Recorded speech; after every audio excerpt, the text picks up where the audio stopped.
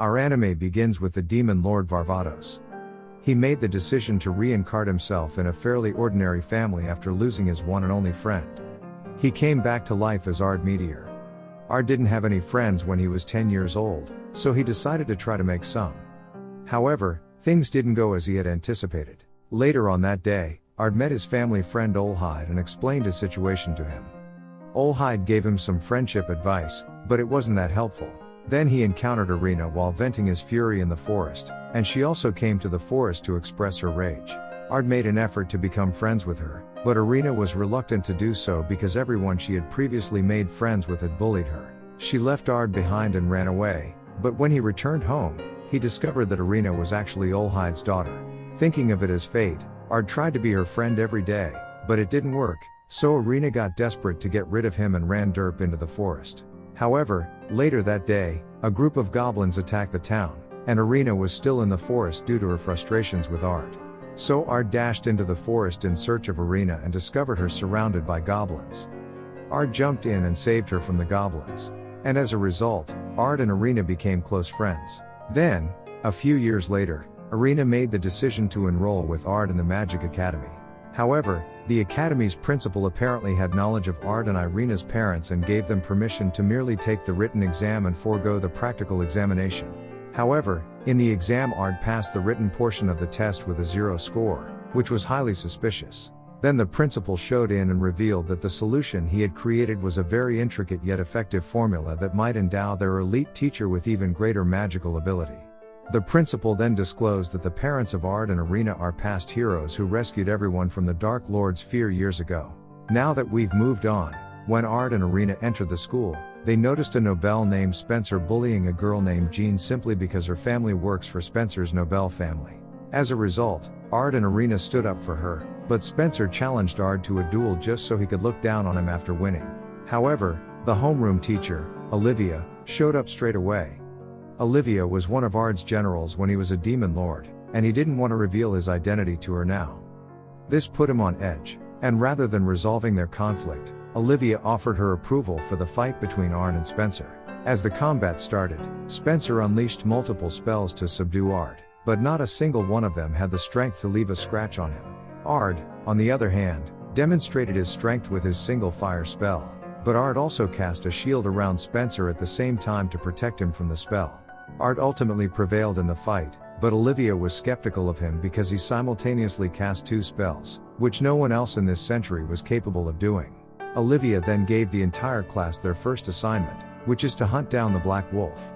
In order to do this task, each student must create a party, so because no one else wanted to form a party with Jeanine, Ard and Arena opted to join her. However, Jeanine's confidence in her magic skills wasn't too high in the dungeon. Ard then taught them a magic spell that uses absolutely no mana. But when Jeanine and Arena learned that Ard wrote this magic on his own, they were shocked. Then all of a sudden, they were thrust into a tunnel that led directly to the floor boss. The floor boss was a challenge that their Artie could have handled himself, but he felt that Jeanine should face her fear and take on the challenge. And in the end, with Artie's support, Jeanine overcame her fear and defeated the floor boss. The principal eventually persuaded Artie to take part in the yearly function warfare competition. He intended to boost the budget and reputation of the academy by showcasing his strength. Artie wasn't sure whether to participate in it or not when Jeanine arrived to invite him out on a date. Since she is so charming that Artie finds it impossible to say no to her, just then, Arena entered and expressed interest in going out with them both. Because she wanted Artie to have his own harem, Jeanine didn't oppose the notion. And for their first date, they went to see a play about the demon lord Varvatos at the theater. And after the play, they considered having a luge, but they noticed some suspicious people and followed them. But since Artie was with them, their ambush plan failed. Instead, a person abruptly transformed into a demon and attempted to flee.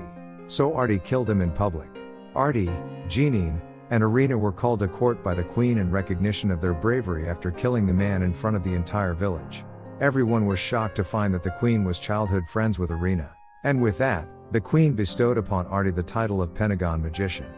However, Artie objected to this and desired an increase in the academy's yearly budget. The queen handed Artie the budget increase and the title after observing his generosity.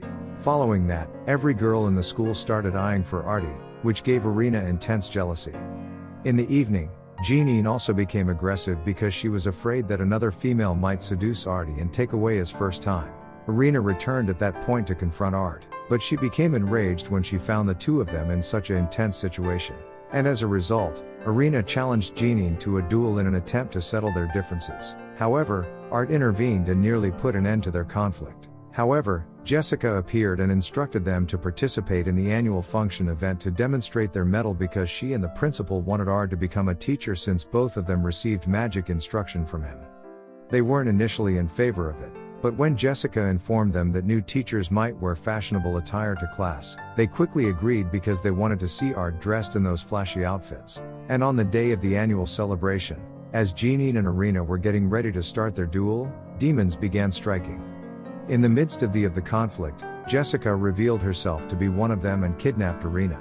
Irina's bloodline comes from an evil god and can be used to call forth an evil god, hence Jessica planned to use her as a sacrifice to summon an evil god to destroy the world. But just as they were about to sacrifice Irina to summon evil god, Artie showed up and saved her. Jessica revealed Irina's heritage to Art, but Art didn't care because Art likes Irina for who she is and doesn't care about her bloodline from the evil god. The moment the scene changed, Olny revealed who he really is. Although they are legitimate royalty, but because they are descendant of an evil god, they are forced to rule the kingdom by proxy due to their ancestry.